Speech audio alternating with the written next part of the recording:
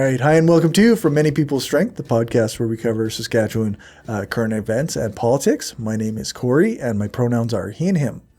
My name is Sarah, and my pronouns are she and her. Right. Well, I guess we're short a person this week. No David, but we'll try to make do, I guess. Well, we can handle it. I have faith in us.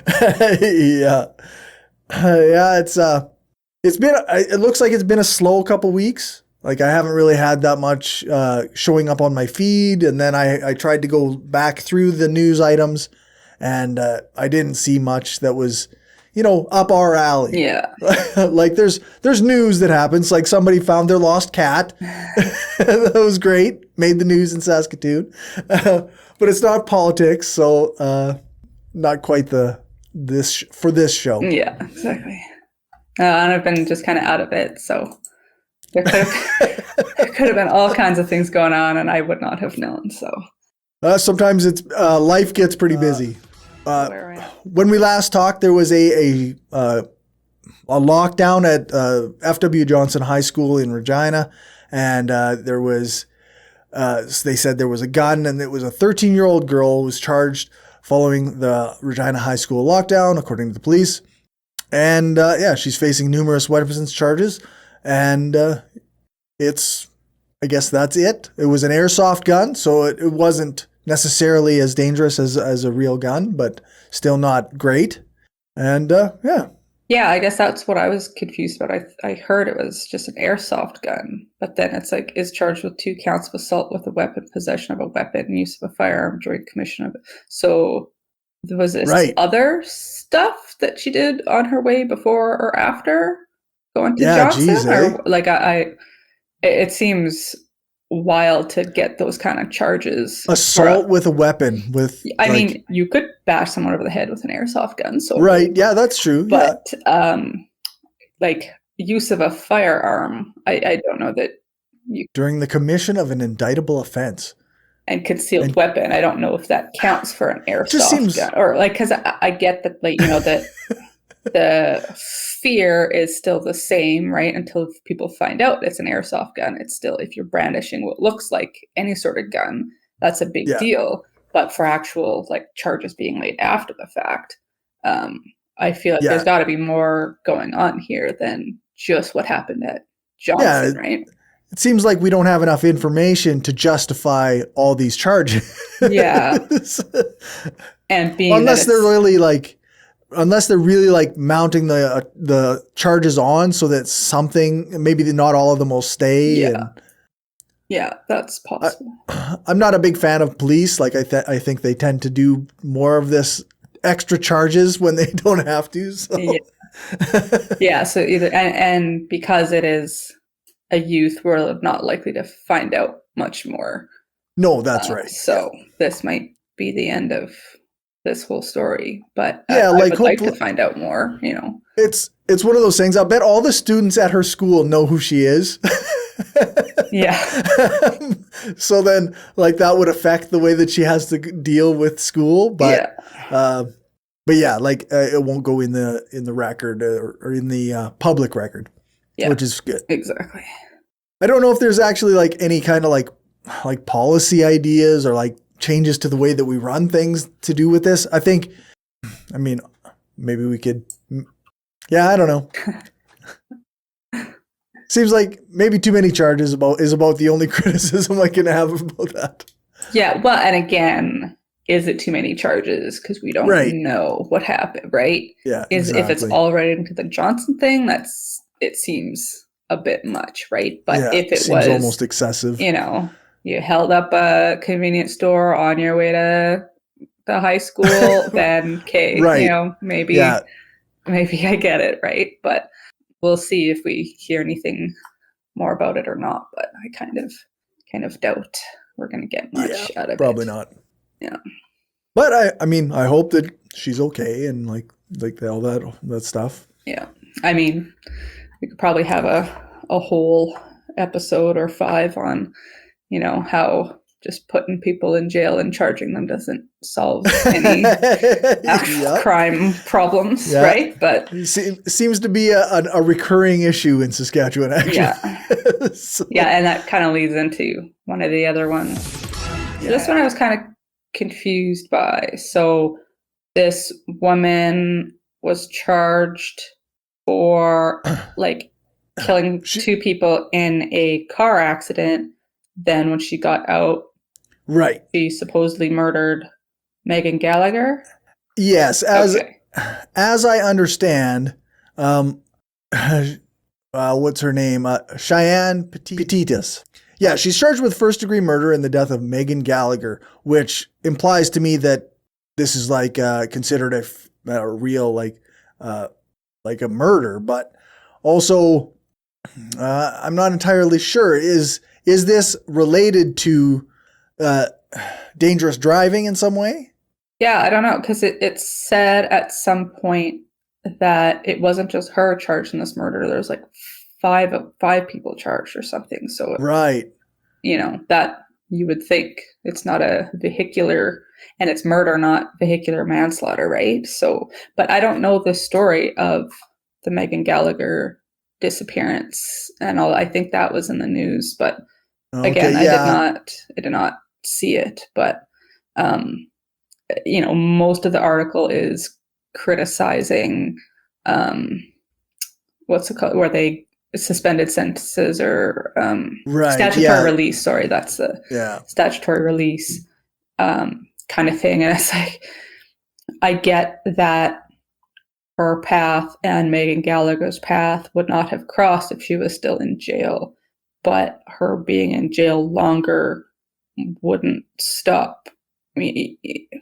Somebody, if you are a person that's going to commit murder for whatever reason, you being in jail longer isn't stopping that, because jail isn't rehabilitating you to, deal with the underlying causes of your violent nature or, whatever. Because that's not what jail does, right? No. If anything, it makes you better at it. Yeah, that's so this specific case, Megan Gallagher might still be alive, and that's, the tragedy here. But I mean, maybe it's a matter of timing, but like you say, like there could have still been another victim, or like, I don't know that I have enough details to say that, that the statutory release is the issue at hand, right? Exactly. Yeah. You're just, it wouldn't have been you, but it might have been someone else. And I think this comes into play with the spree, because that I read a long article that the brother that was actually committing all the murders, he was out because he was on a statutory release as well, right? And so a lot of people again are saying, if he had stayed in jail, this wouldn't have happened. And it's like, maybe that's the case, but I tend to believe that it just wouldn't have happened now.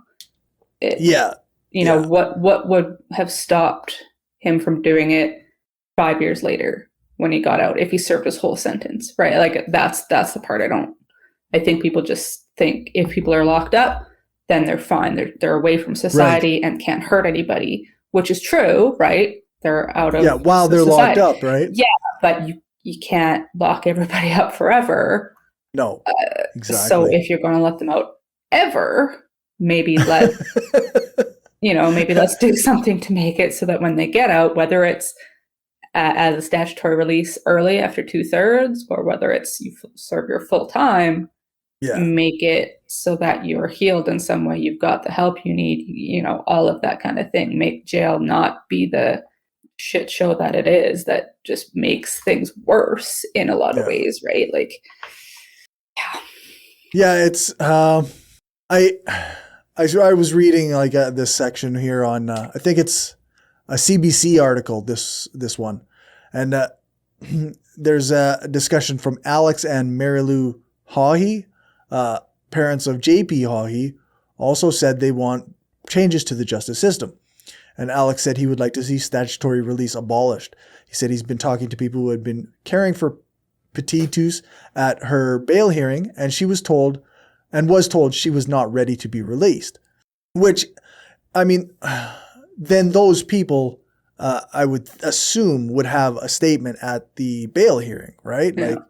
Like, if they're caring for her, like, then they would have some insight into her behavior. Like, I mean, I don't know if statutory release is the problem, or if there's like, if, you know, it just seems like that's jumping on this thing where we have to release people, so that's a bad thing. I like seeing people out of prison myself as often as possible. And we have like a handful of cases, like, or 2 cases now, where people have done something wrong after they've been released. And maybe there's more, but we can't make laws and change laws based on 2 cases, right? Yeah. Well, if you're going to, like, I think recidivism is just typically high in any society that has, you know, prison system like we do, or like the States. I think is probably even worse. That it, like, if you just lock them up and do the bare minimum, feed them, and that's it, how are you expecting anything to be any different? Yes, some people will be like, this sucks, I don't ever want to be here again, so I'm not going to do stuff. But lots of people that are committing a variety of crimes because they are under the influence of drug and alcohol addiction, you know, have severe amounts of trauma and PTSD and other, you know, issues that, had they got help and support and, you know, just support to work through a lot of those things, it's very likely they maybe wouldn't have committed crimes in the first place, or at least if they had and then gotten that help, their recidivism rate wouldn't be so high. But as it stands now, it's like, you're a bad person, go stand in the corner for a few years. Yeah. Okay, you get out. You're still a bad person, but, you know, we locked you up for a few years, so that's all we can do with you. Oh, shucks, you did it again. Who would have thunk it? What? Yeah, that's right. Anything, so I don't know why like, you're not actually helping anybody by doing that. Yeah. So, the statutory release thing is maybe an issue, but probably the bigger issue is just the prison system in general. And if you're at a bail hearing and people don't think someone is ready, then why are you releasing them? Why aren't you advocating for some other type of care or something, right? It's just locked up or not locked up. If that's your only 2 options, then you know. So not knowing enough about what this actual murder charge is, and I don't want it to sound like we're making light of someone died here. Obviously, I feel for the family of the victim. Like, it's awful to have somebody that you care about deal with this stuff, or disappear, and then you don't know what happened. I don't know if they actually found the body. It sounds like 6 people were charged in this. Yeah. Like, but only 2 of them for murder. Yeah. So it's hard to say exactly what happened, but I'm not clear on the details, and I feel terrible for Megan Gallagher's family, and but I don't think that eliminating statutory release is necessarily the correct move, unless you're going to replace it with something truly rehabilitative. Yeah. Or like, I mean, I prefer no prisons, but kind of a restorative way of doing justice. Yeah. I don't think we're getting there anytime soon. Not here anyways. No, that's right. And I'm sure there's people that would prefer we bring back the death penalty of all things. Yes, so, that's right. Like, even in this article, there's talk of like, maybe this is justice if they can lock her up for good, but I'm not convinced that is justice, right? Yeah. Like, justice would have been like a whole different thing if we were like actually looking for justice. Yeah. But that's people's default idea of justice, because that's all we know, right? Yeah. That's what we're raised on. That's, somebody does something bad, they go away. So they're not, you know, and that feels like justice to you. And like, I see that if you're the victim of a violent crime, I don't want that person on the street where they can victimize me again or victimize somebody else. 100%. I understand, especially, you know, as a woman, knowing all the rapists that are out there, because it's just impossible to lock up rapists. You know, that to me, it is justice to have them not be able to victimize people again. Right. but there's more to it than that. Just locked away, out of sight, out of mind, doesn't fix the problem, right? If you're just like painting over the mold on your wall, there's still mold there. Yeah, it's like, it looks so much better. I feel so much better. It's like, that's great, but you're not fixing the problem. You're making yourself feel better. And that's kind of, because I think that's our only type of justice that we can get, that's all we aspire to, right? That's to me, that's justice, because I don't know that that's what the system does. Exists. So that's So makes me think actually of a discussion I had on Twitter with somebody today about how they said we shouldn't criticize the system or billionaires or colonization or what have you, unless we're building whatever else to change it. And I said, well, yeah, I mean, we should be doing that, but also we can still criticize the things that are wrong. Well, and not all of us have the ability to build that's right. to fix it, right? Like, like the system likes to stay the way it is it's resistant to change, right? Yeah. So we got a huge need for housing. Advocates call for winter shelter plan for Regina's houseless population. And it's been almost a year since the events surrounding Camp Hope brought the struggles of Regina's houseless population to the forefront. And the city did respond fairly well at that time. They did manage to get a new kind of housing situation set up. Oh, did they? I never heard how that was resolved. I just stopped hearing about Camp Hope stuff. Yeah, because they actually put them into they found a vacant building and they got them all moved into the vacant building. And it was at least a place where they could be, right? Where there was like heat and water and just stuff away like that. From the elements, Yeah. So we're a year later, and that was so temporary that all those people obviously are still down out on the street again. And we have 1 year after Camp Hope, Regina's homeless prepare for another cold winter after a rapid housing project is delayed. So the residents are encouraged to donate to the homeless on Giving Day, October 8th in Pepsi Park.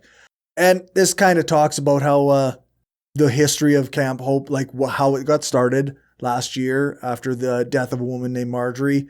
The one thing that I noticed, though, that kind of got my goat a little bit was the quote, where was it, from Sandra Masters. The city of Regina has told Rally Against Homelessness that if another tent city like Camp Hope pops up this winter, the city will tear it down. The reality is there reaches a breaking point where there's too many tents and it flips into something different, said Mayor Sandra Masters. And that really pissed me off. I think she's getting some flack for that too. It's like what? Yeah. Mayor? What do you mean by that? Could you elaborate? Yeah. Do you want to just say it out loud? Like, come on. Well, it's like, and we'll just tear it down. It's like, again, because that totally solves the problem. Right. Yeah. Magically, no one's homeless now because we just tore down tent city. This is a common refrain for cities around the world is if we destroy the tent city, the homelessness problem is gone. Yeah. And I mean, if enough of them die, I guess you're right. But good for you for just murdering people. Like, I don't understand what your end goal is here. Yeah, that's right. And the city of Regina does have they're supposed to have a plan now because it was at the time of Camp Hope, it was pushed forward in the city that this would be now eliminating homelessness would be part of the budget.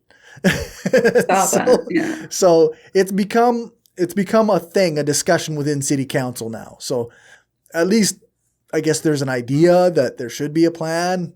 Yeah. Whether it happens, it's hard to say. And while I don't follow too much city council stuff, but the bit I do, I don't have a lot of hope for things going. And like, not that I do any sort of politics, but like I'm on the board of our daycare and I see how difficult it is to like just make things happen when you have a group of people all trying, like it is difficult, right? And we know, Masters has these sentiments and what's her face is kind of a jerkwad too. So it's like, Councillor Tarina Shaw. Yes. I refuse to learn their names at this point. That's fair.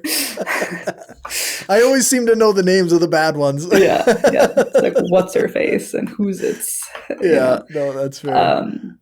So, it's one thing if it's like, okay, we've got a great city council. And yes, I know it's difficult to like make stuff actually happen and consider all the things that need to be considered and put a plan together and make it happen. Like, I totally get that.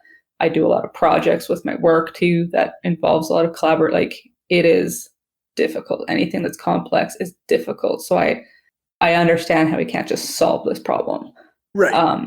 But it's like knowing that there's a few people on council that don't, I think, see these people as people, gives me less faith that it's going to turn out well. It seems even less likely. I know, it might come up in one of our later articles, but I know that apparently there was a couple councillors they saw the line item because the estimated cost of eliminating homelessness in Regina is, I think, $15 million. Oh.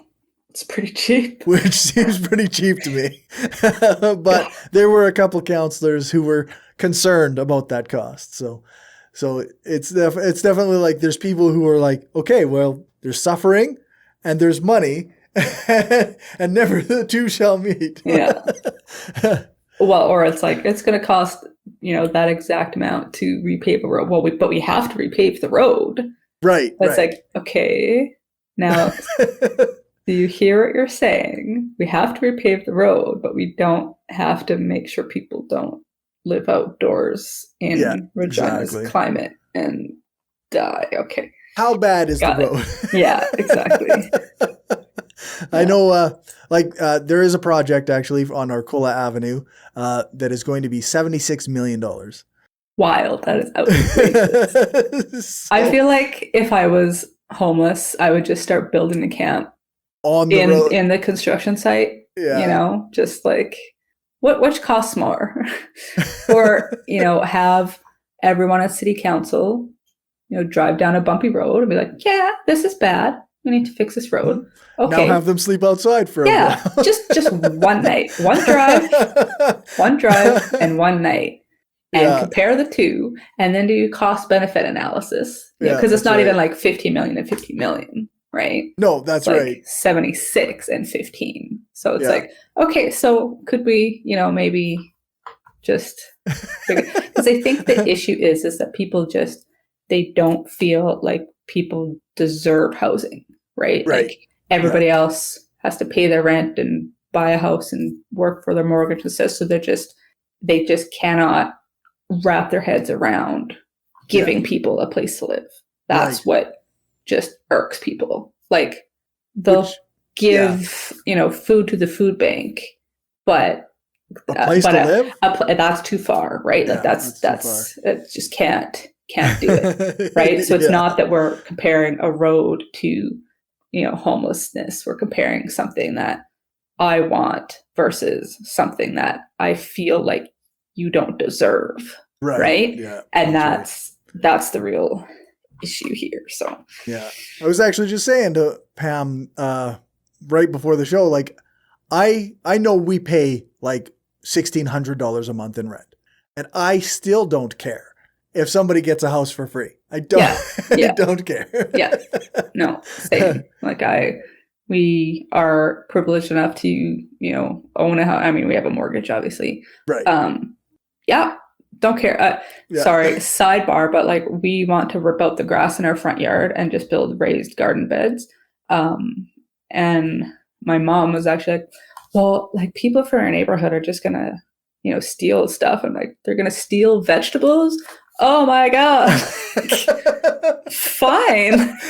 I don't care. I hope they enjoy them. If you're hungry and you want a fucking cucumber or some tomatoes, have at it, man. Like, we generally and that's part of like why I want to do it is because I had a bit of extra produce this year and was like giving it to the community fridge, and like the second I drop it off, people were taking it, and it just like I don't feel like there's much I can do, but anything extra is just going to go in like baskets at the front end of my driveway to be like, take it. You know, we live next to a lot of apartment complexes. There's a lot of, you know, newly immigrated folks and stuff like that. I'm sure lots of that is, you know, subsidized housing and things like that. For sure. You want some of my vegetables? Like, go for it. Like, that's not stealing. That's, that's you know, right. To me. Yeah, that's right. Just like some, those, you know, if you ever see somebody stealing something from the grocery store, you don't say anything. No, that's right. Like, if you're stealing food and especially if you're at like a chain store where like Superstore, like Galen Weston, like, fuck it, you know. Yeah, like, no. I think Loblaws can afford to lose a little bit of my neighbor who needs to eat. Yeah, 100%. So that's the thing. I don't think there's enough people that feel that way, right? And I can empathize with that, because when I did have a harder life before when I was still in school and was broke and trying to make it on my own and things like that, and given like how I was raised, right? I've mentioned this before, that family was a little more on the conservative side. The nice, caring conservatives, though, not the like complete jackwads. They're like convoy conservatives, right? There's a gradient, like anything. Yeah, it's a spectrum. But it was, you work hard and that's what you get ahead. So those who aren't ahead must not be working hard, right? Right.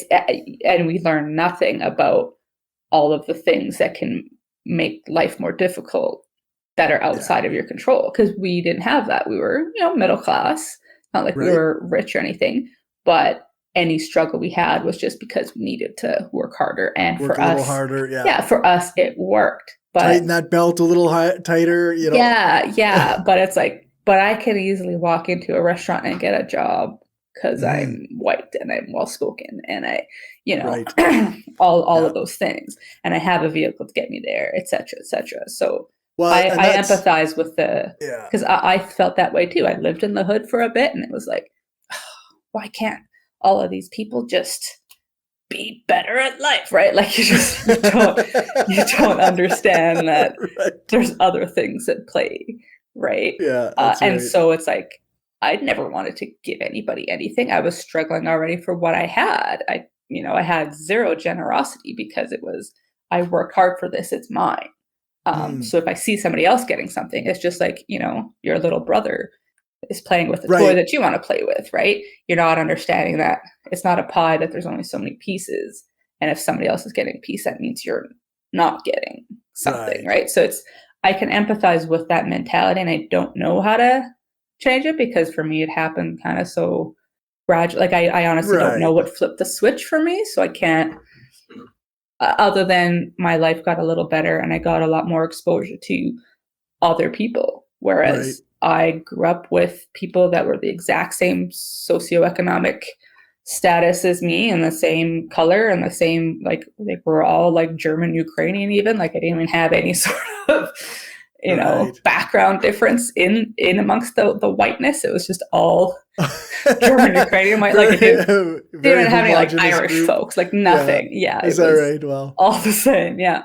I wasn't good at making friends, so that didn't help, right? The like 5 people I hung out with, and their families were all kind of the same. So until I went to university and got out of that and saw more people and got to know more people and just learning more, that's the only thing that made it change for me. But yeah, I think that does tend to be the way. Like, it's the education, it's the exposure to other ideas and other people of different backgrounds and whatnot that really does that for a lot of people. Yeah. So the Sask NDP cancels the plan to invite Jagmeet Singh to a convention and asked for a video instead. The New Democrats had what some described as a heated debate over whether the federal party is hurting the provincial party's electoral success. And I'm not sure what this debate actually is over. Like, it seems like very strange to me that they would be concerned about inviting Jagmeet Singh to come in and speak at the provincial conference. Oh, Oh, it kind of made sense to me. I don't know. I'm not affiliated with anything, really. Wasn't involved in any of these conversations, obviously. But knowing, again, my family has a lot of more nice conservative, but they will never, ever vote NDP just because of the word NDP, right? Right, yeah. And again, this is Saskatchewan. Let's be honest. Everyone's a little racist here. So inviting somebody with a last name Singh who doesn't look like your average farmer from the prairie probably doesn't help either. So I don't know if the NDP is trying to court more of the central, center-leaning folks. That has kind of been their tactic for a while, but yeah. So I feel like it's probably just that. A lot of people here hate federal politics, like every party federally, right? Because they never work for us and we're in the prairies and we're not represented and blah, blah, blah. So having any sort of federal linkage there is probably just just toxic, right? And then again, when you add on the other layers of it, like I'm legitimately shocked that the NDP has a female leader. Right. Just because, again, a lot of misogynists here too. Yep. Good luck ever winning if you're a woman. The province as a whole, right? And honestly, if like Ryan Miley as a doctor couldn't do it during a global pandemic, although NDP's never getting in power. Yeah, right? It's just it even seems people pretty like far-fetched. Yeah, I know some of my family who are like they're socialist at heart when they talk about things. But I'm the NDP. I could never. They do this, and this. I'm like, okay, but like your values align much more strongly with that. Yeah. Well, I don't like the conservatives either, but at least they're not going to spend all our money. Yes, they are. But like, yes, they are. They're 100% spending all your money. But it's just that mentality from like I don't know if it's like the 80s or the 60s, whenever it was. It's implanted and it's done. Like, there's never, so you could take the exact same people from the NDP and just call it something different and you'd have a little bit better of a chance. Probably. Right. Yeah. And the only other, what was the other guy that ran as a liberal? That's I can't remember. Like, you can't call yourself a Saskatchewan liberal. Because everyone here hates liberals too. Like, you'll never win. You'll never win. Yeah, call it anything else. There's a reason you're the only guy. yeah. And you got like just this much more than fuckface, right? Yeah, that's Again, refuse to learn their names. But Buffalo Springs Party or Buffalo Bison, whatever the dude we flew to Ontario when he got COVID, who is still a COVID denier. That guy. Fuckface. Yeah.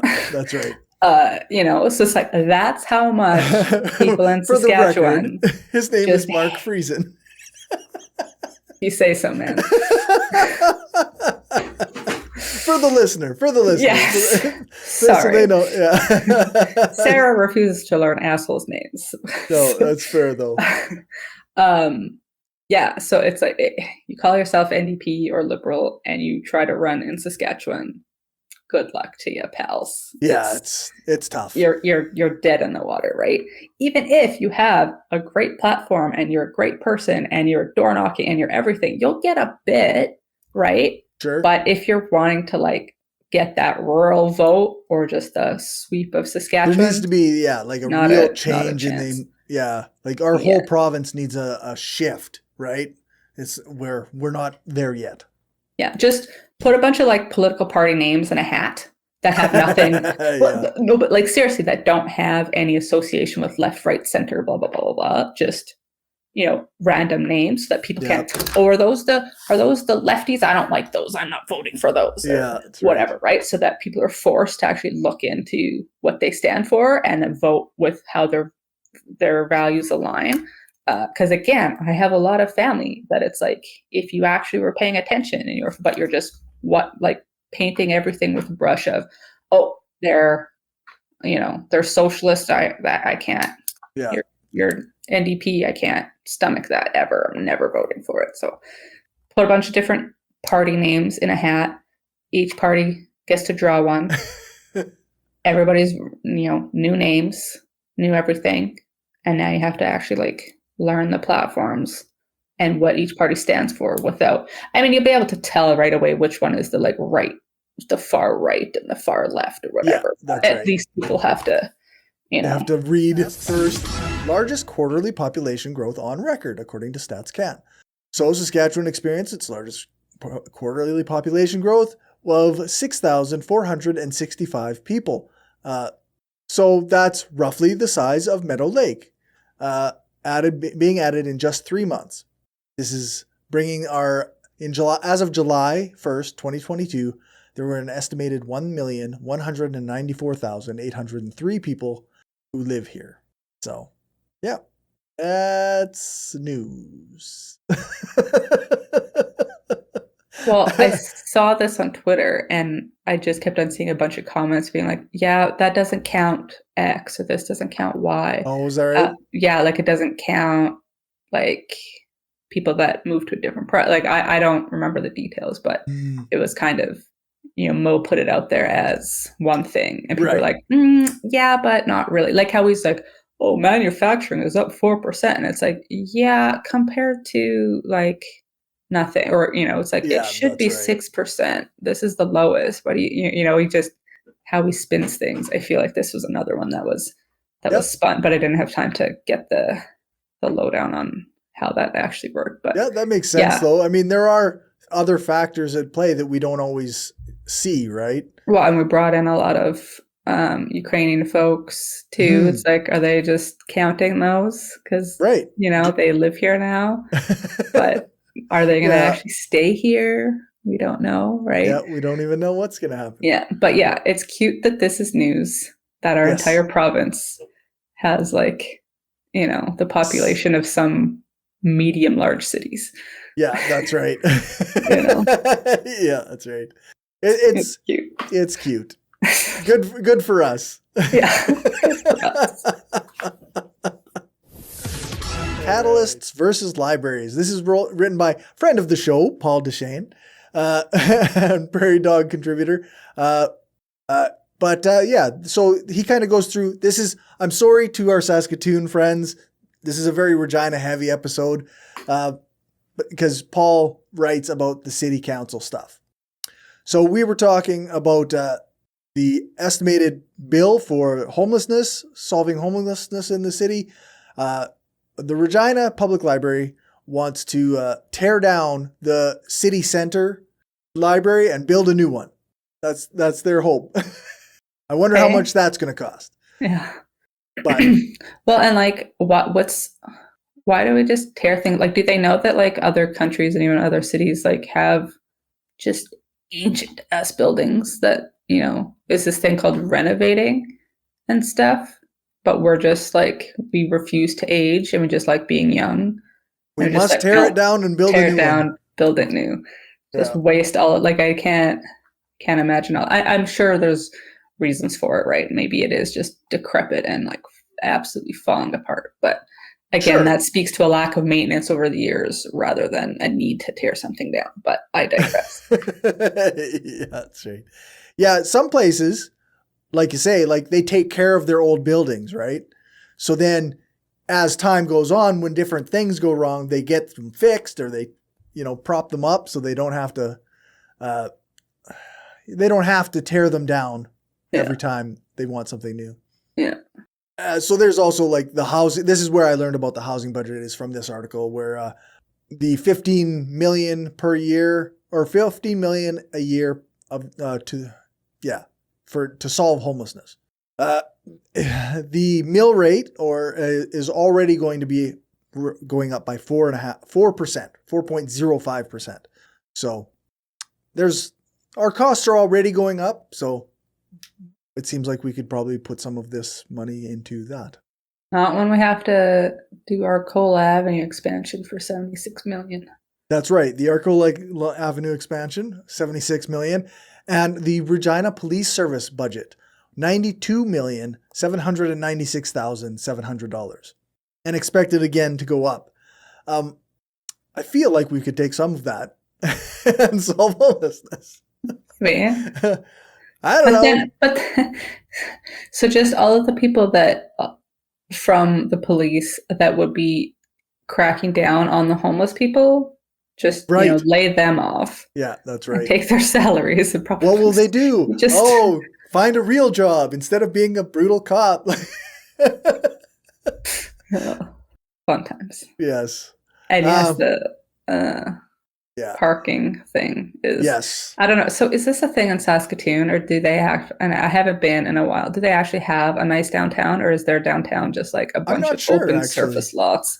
Yeah, no, that's all we have. Though. I should. Yeah, I'll make a point of like going on a road trip. We'll call it, research.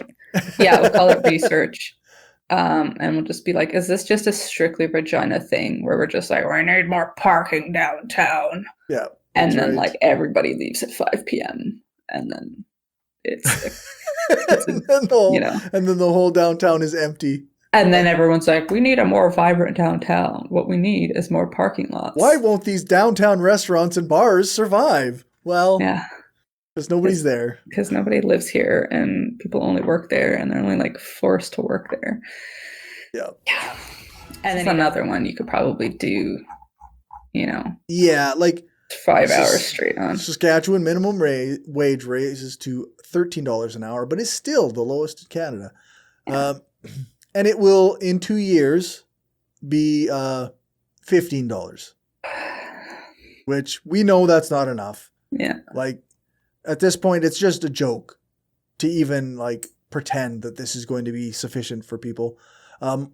We've got Darren Mills, who is a minimum wage worker in Saskatoon, noting his notes that his gas and food expenses are increasing, and it's going to take a while to catch up to the cost of living.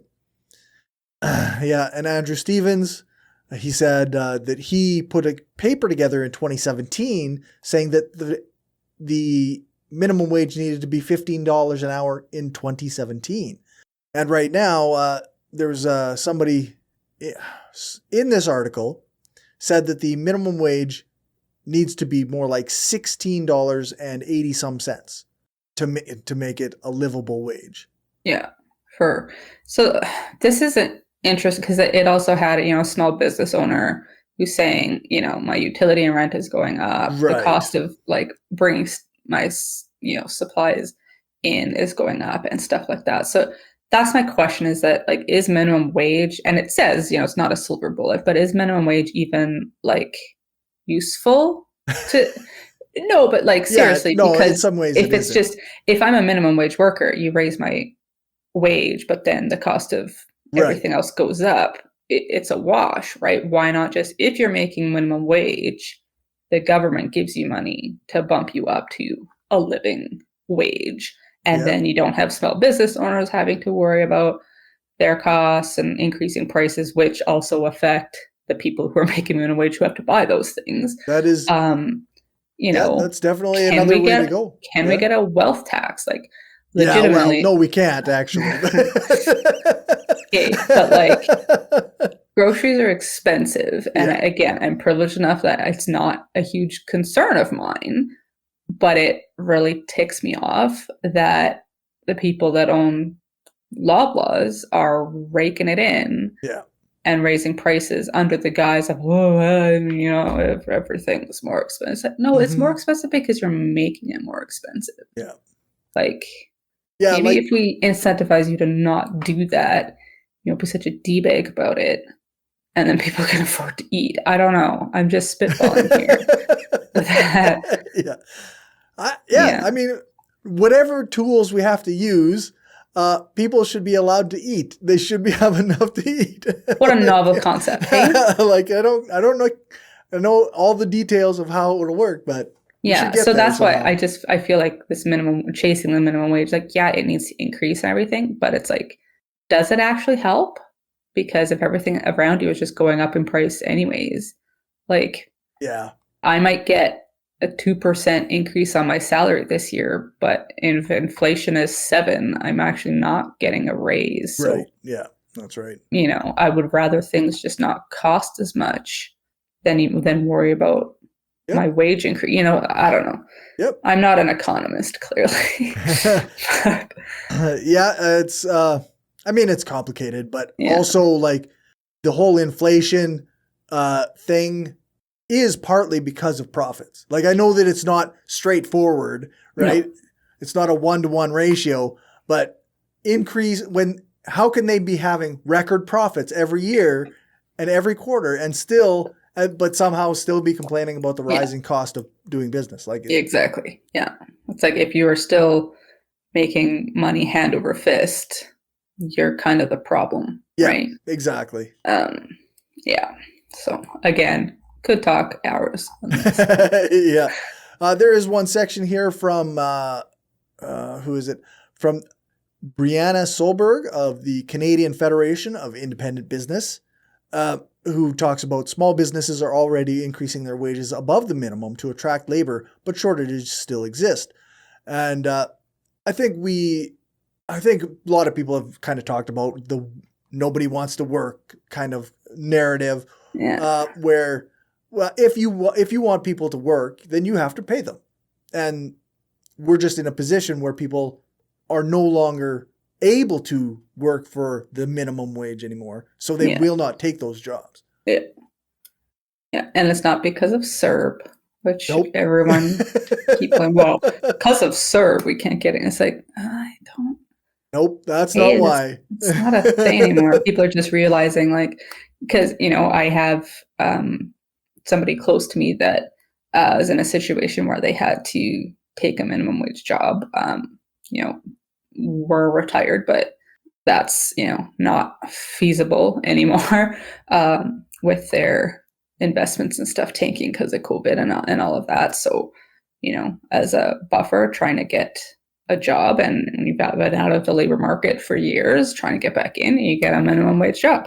And it sucked. And eventually it was like, okay, well, I'm putting like this wear and tear on my body, and I'm already too old. I want to, I want to still be there for my family. I don't want all my days burnt up working minimum wage job and being abused and, all of that. So it's like, my quality of life is better if I just, I don't care. I'd rather, starve a few meals than deal with this just to make ends meet a little bit better, right? Like if you're already suffering and like you can't pay your bills and stuff, like, then what difference does it make if you're making a few dollars more to still not pay your bills? Yeah, that's kind of like, and they're not thankfully that bad off, but why they got a job was fear of being that bad off, right?